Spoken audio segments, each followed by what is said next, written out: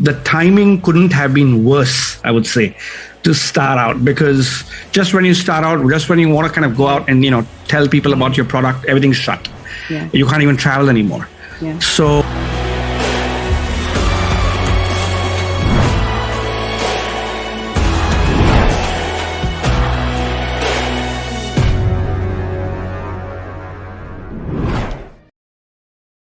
All right. Hi, Nilesh. So I'm Priyanka from Startup Ed, and I'm working as a business journalist, and I'm really excited to connect with you today. So, like you asked, likewise.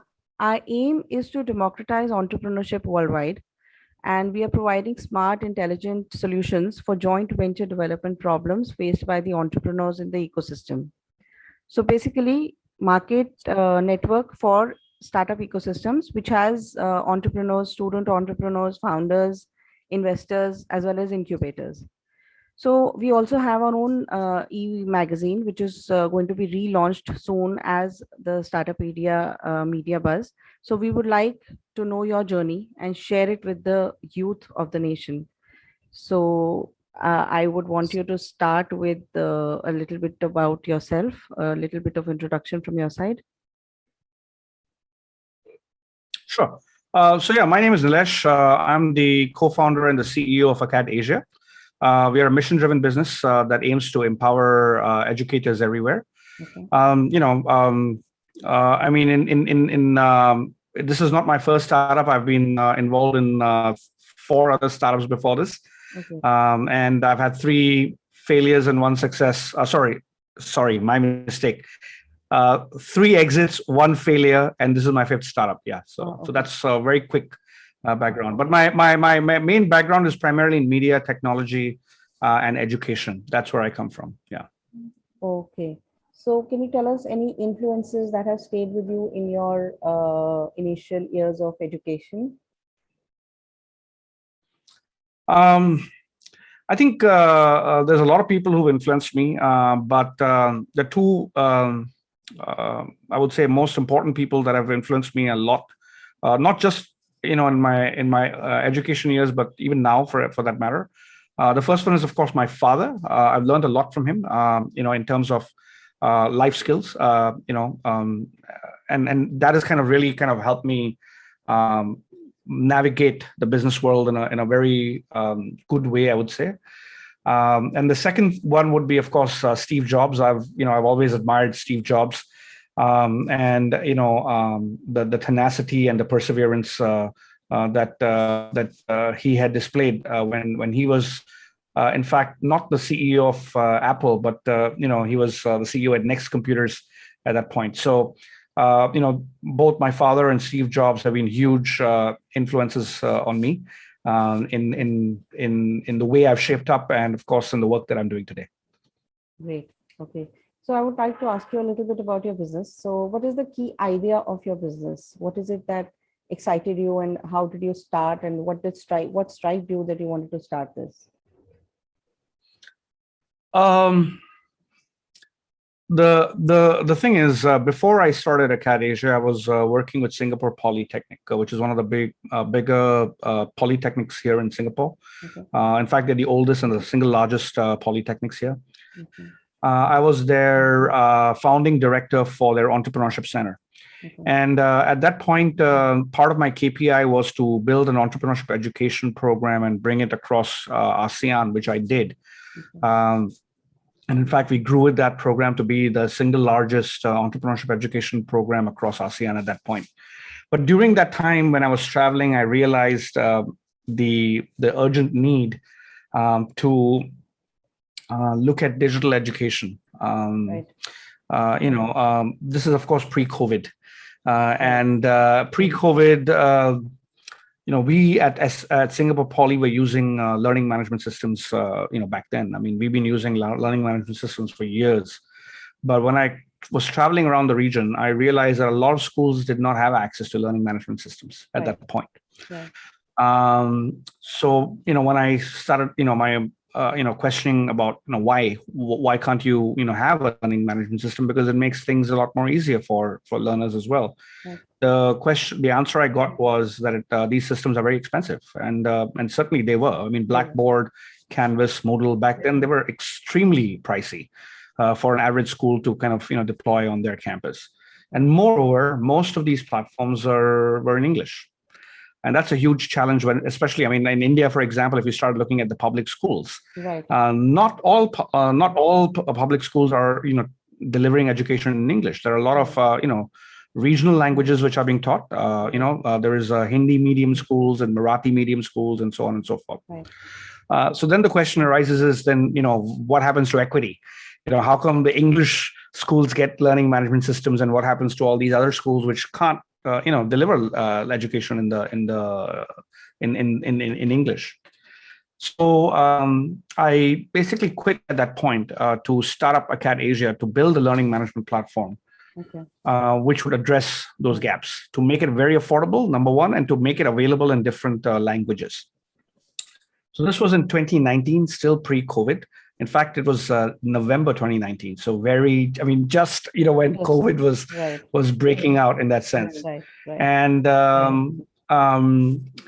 so I think by February onwards, we were all under lockdown. Everybody was under lockdown. All countries, shut down. Banks were closed. Schools were closed. There was chaos and panic everywhere. And initially, everybody thought that it's going to be 1 month, maybe 2 months, maybe 3 months, and here we are, a year and a half down the line, right? So, as a business, the timing couldn't have been worse, I would say, to start out, because just when you start out, just when you want to kind of go out and tell people about your product, everything's shut. Yeah. You can't even travel anymore. Yeah. So we pretty much lost a lot of ground from February to June of 2020. Okay. But then by that time, I had already lost the game because you had the major players like Google and Microsoft and everybody and their uncle pretty much saying that, hey, we have an LMS. Right. I know in India alone there are so many LMS Yes. developers out there. So for me, it was a choice that I had to make. Do I want to continue down this path, which is not going to work anymore because there's just too many players, or do we need to pivot at that point? So we took a step back. We spoke to a whole bunch of teachers, and what we realized very quickly was that even though there are many learning management platforms available, majority of the teachers were still teaching on Zoom, Right. or WhatsApp, Right. or Facebook Messenger, right? So then the question was asked is why? I mean, why are you not teaching on Google Classroom or Microsoft Teams? Because the school already has that now. Right. So what is the challenge, which stops you from delivering those courses effectively? Because teaching on Zoom and WhatsApp is not an effective way to engage with your learners. Typically on Zoom, the way are being conducted, you have 40, 50 minutes, 1 hour classes, 2 hour classes, back to back, some more. Can you imagine the mental stress on the kids? Yes. It just doesn't work. Yeah. And then also the other challenge with running classes on Zoom and on these kind of platforms is not everybody has access to the fastest internet connections. Right. And half of them are accessing it on mobile phones. Right. Where the display is so small, and it's not the most effective way to deliver a lesson. Yeah, I agree. And if I don't have the fastest internet connection, maybe the video is not on. So as a teacher, I don't even know whether you are actually paying attention or listening to me in the class or not. And and I've spoken to teachers, and teachers say, oh, I call out every student's name. But that doesn't mean anything. I mean, if I call out today, I say, Priyanka, are you there on the call? And you say, yes, sir, I'm there on the call. So what does that achieve? Nothing. If I ask you a question, you can say, oh, sorry, I can't hear you. I can't hear you. I don't know. I don't understand what you're saying. Your voice is lagging. I mean, even right now, exactly. So these are real challenges. So can you imagine when you have 40 to 80 students in a class? It's difficult to manage. This is not the way to teach. Right. But I don't blame the teachers, because unfortunately what we realized was that the teachers have not been upskilled to deliver lessons effectively using a variety of tools to 21st century learners. I mean, we are talking about students these days who are digital natives. Yeah. They from the time they are young, parents basically give them a mobile phone or an iPad to just keep them quiet. Right. Every time the child cries, they'll put on a game and they just give the phone to them, and then that's it. So these kids are, they've grown up with digital devices, whereas teachers have not. Yeah. And teachers are still teaching, they're still teaching in the same way, chalk and talk.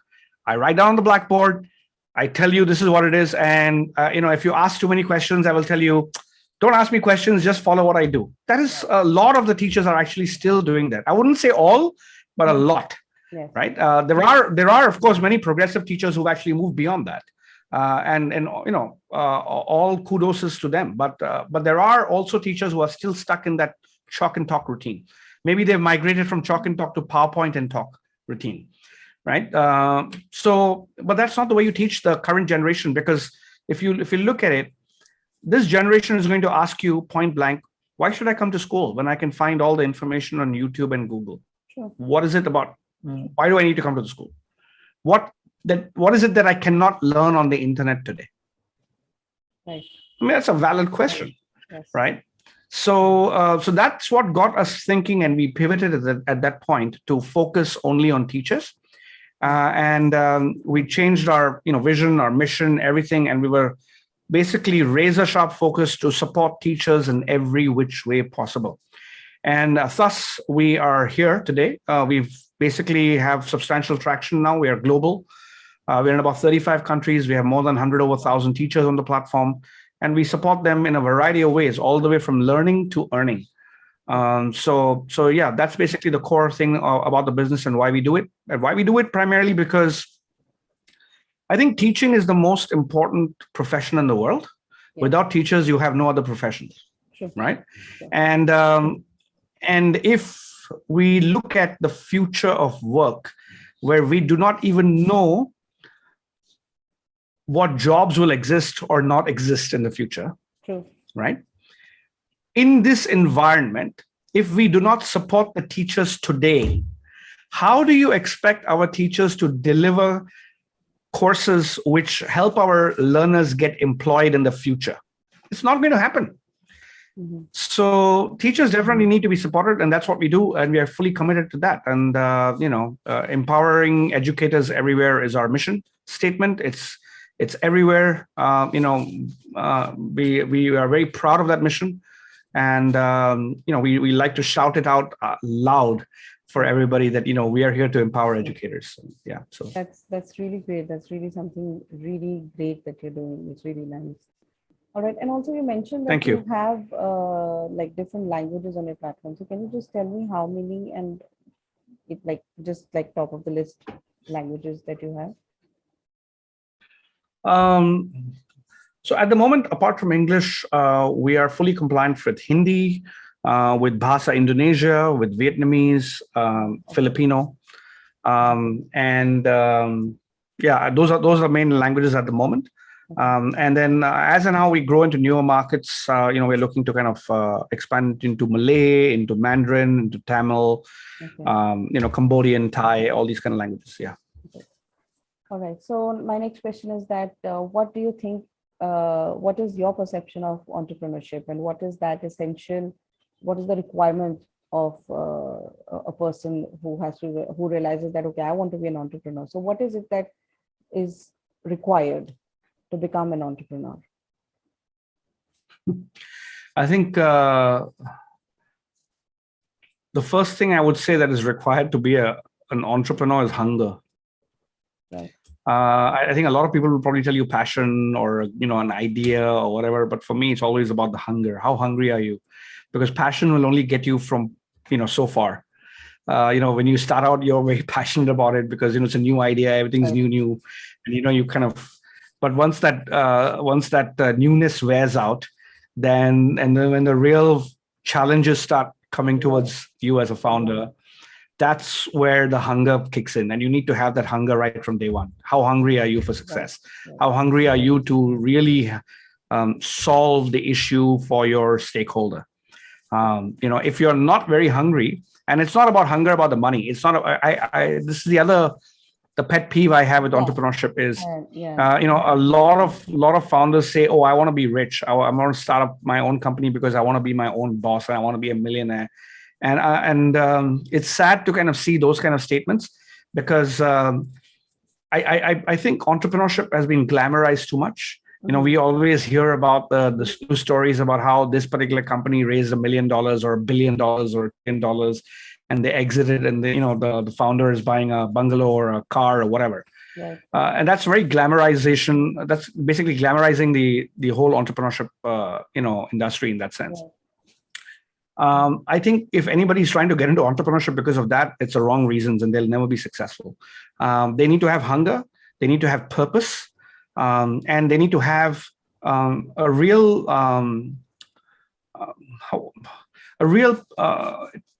problem that needs a solution. Okay. Sure.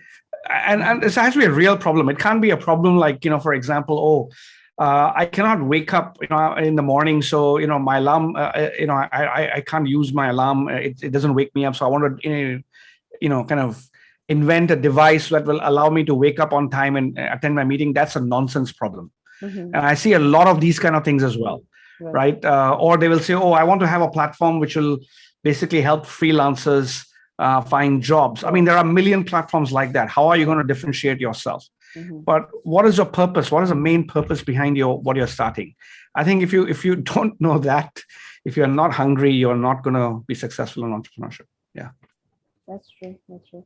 All right. So do you have competitors in your surroundings? Do you have competition? What do you think about competition? Like, is it like a good thing to have competition? Is it healthy to have competition? Yeah, absolutely. I mean, we do have competitors. And in fact, I think if we didn't have competitors, then I would be worried. I would be worried that maybe we are doing something wrong. But we do have competitors. And it's a good thing. And especially for us, it's a good thing because, I mean, think about it. There's more than 95 million public school teachers globally. Okay. And we need 69 million more teachers, trained teachers by 2030 to meet the goal of universal education. 69 million more teachers needed.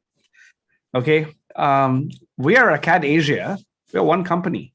Even though we have 100 over 1,000 teachers right now, we're pretty much the largest community of teachers, I would say probably in Asia at the moment. We still have a long way to go. And even if I have a huge team, there is no way I can support, 5, 10, 20 million teachers. So competitors are needed, absolutely, because we need teachers to be empowered. So yes, absolutely. In fact, if there are competitors out there who are actually, watching this or reading this, I would say, let's work together. I mean, we really need to work together, have a common strategy so that we can support teachers everywhere. Yeah. Okay. All right. So this at this initiative that you have started, do you have like a co-founder, or you're the only person who's the boss here? No, I do have a co-founder. In fact, I have two co-founders. Both of them are based in Manila. And one of them actually runs one of the largest business schools in the Philippines. The other one comes from a corporate background. And so, yeah, there's three of us. But apart from that, I think what is most important for us is the team. Because as founders, to be honest, we can only do so much. And if you want to really scale fast and if you want to grow fast, it's very important to have the right people in your team. And without the team, the founders are nothing. Yeah. Sure. That was going to be my next question. What is the criteria when do you select, when you select your team? What is it that you look for in a person? Like the drive to meet your goal, or to have like a different, they should have like a thinking which matches with yours. Is that one of the criteria? Right. I think that cultural fit has to be there for sure, from a company perspective. And one thing that we always look for is, do you believe in our mission? Sure. Do you think the mission that we are on is important? Because if you don't share the same belief, then it's never going to be a fit. So that belief about the mission is I would say the first thing that we look at. The second thing is the drive. How driven and how hungry are you to achieve that mission? Are you as crazy as us? Are you willing to sacrifice, the comforts of a social life and, initially? Because as a startup, even if you come in as a staff, initially, it's all hands on deck. Everybody's fighting fires every day. And you can't have somebody on the team who says, "Oh, I'm sorry, but I can't do this today. because of whatever. I mean, unless it's a serious, it's a medical emergency or something personal issue, I definitely understand. But if you say, oh, I can't do this because I have to go out on a date, I'm sorry, but you have to keep your social life, on the hold for the moment, because there are other bigger challenges for us to kind of, work on. But then again, we look for people who are driven, who believe in the mission, and are able to commit, 100% of their efforts into making this a successful mission in that sense. Okay, so do you have teachers from India on your platform? Have you had like people? Yes. Yeah, absolutely. We do have teachers from India. We haven't really started an aggressive marketing campaign in India yet. We've just been testing waters, and we've been talking to a few people to partner with. But we do have individual teachers from India that are on the platform. They're learning on the system already. Yes. Okay, so I'm going to ask you a hypothetical question now. You have to imagine that you are inviting somebody over for dinner, and that person is surely going to accept your invitation. So who's this person going to be, and what are you going to talk about? Steve Jobs. Simple. For me, it's I would basically talk about life in general, because I think to kind of hear certain perspectives from somebody like Steve Jobs would be quite interesting for me. He wasn't a technical founder. He wasn't the guy who coded out the entire system. And I'm not a technical founder, but I'm running a tech startup. So the challenges that he went through, and to hear it from the horse's mouth. Of course, you can read it in a book, you can watch a movie, but to hear it from the horse's mouth is a whole different ball game. And also seek his advice on the challenges that we're facing. How would he have solved the challenges that we are facing? How would he have solved this problem of upskilling teachers, at a global level? I mean, what would he have done? I think I would be very curious to kind of get that insight. But yeah, Steve Jobs, undoubtedly. Okay, great choice. Okay, so tell me, what does success mean to you? What meaning does success hold for you? Like, are you there, or you're still going there? I think, success, it depends on what your criteria for success is, right? So for me, I think when I see a teacher who has never done online instructional design before, able to create courses, able to engage with students in a wide range of ways, not just on Zoom, but in a wide variety of ways, is able to impact their learners in a positive way, I think I've been successful in my mission. It's as simple as that. And I think one very big example that I can share is we had a professor of medicine from Philippines. He's a gentleman who was 66 years of age, and he was a doctor before. He retired as a doctor, and then he joined the university as a professor for medicine. And then, of course, COVID hit. They had to go online, and when he came onto the platform with us, and he was training with us on the first day, he told me, "I'm scared, because my knowledge of technology stops at Facebook, YouTube, WhatsApp, and maybe Zoom to a certain extent." Right. And that's where it stops. And beyond that, I don't know what to do. So, we said, no problem. And my team kind of worked with him. I think within a week or 2 weeks, if I'm not mistaken, he managed to create his first online course. It wasn't the best course, but he managed to do it. And he was so happy about it that he actually, recorded a whole video about, because by that time he had figured out how to record videos. Right. So he recorded a whole video about his experience telling other teachers about how he's been able to do this at his age, and if he can do it at his age, then any teacher should be able to do it at their age. And then within a month, I think he went on to create about 5 or 6 different courses. I mean, he was addicted to it by that time. So I think that to me is success. If I can make those kind of differences in teachers' lives, I'm very happy with that. That's a great example that you shared. It's really nice. I mean, what you're doing is really nice, because what we generally think is that we need to empower students, we need to tell them what they need to learn and their curriculum and everything. But somebody doing something for teachers, this is like really something different and great. Okay, so my last question is going to be, Thank you. do you feel a mentor is always essential for guidance, and how early on should a person look for a mentor, and what are the qualities that a person should look for in a mentor?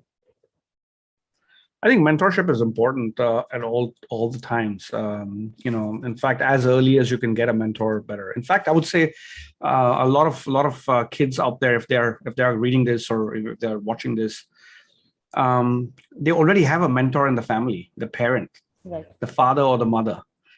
That's your first mentor. And a lot of kids these days, actually not these days, but even when I was young, I would never listen to my parents. Mhm. But it's not about listening to the parents all the time, but being open enough and seeking their advice and insights whenever you have a problem. I think a lot of, especially in India, and in Asia as well, a lot of families don't really support open conversations. Mhm. We're still very scared of our parents in that sense. Right. And I think it's important for us to kind of understand that at the end of the day, parents can be your best friends because they always wish the best for you. They will always give you, good advice. They won't give you bad advice. Of course, sometimes it's biased. Sometimes the advice is biased, Yes. but at least they will give you, they won't give you any advice that will harm you. Right. So as a kid, I think that's where you start off with, whether your father or your mother, they could be your first mentors. But as in how you grow up, as in how you start going to, say, maybe high school, college, you might want to start looking at mentors from outside of your immediate family circle, because that gives you a different perspective on things. Somebody who doesn't know you from a family perspective or family background, who can see things from a different lens, who can give you different advice.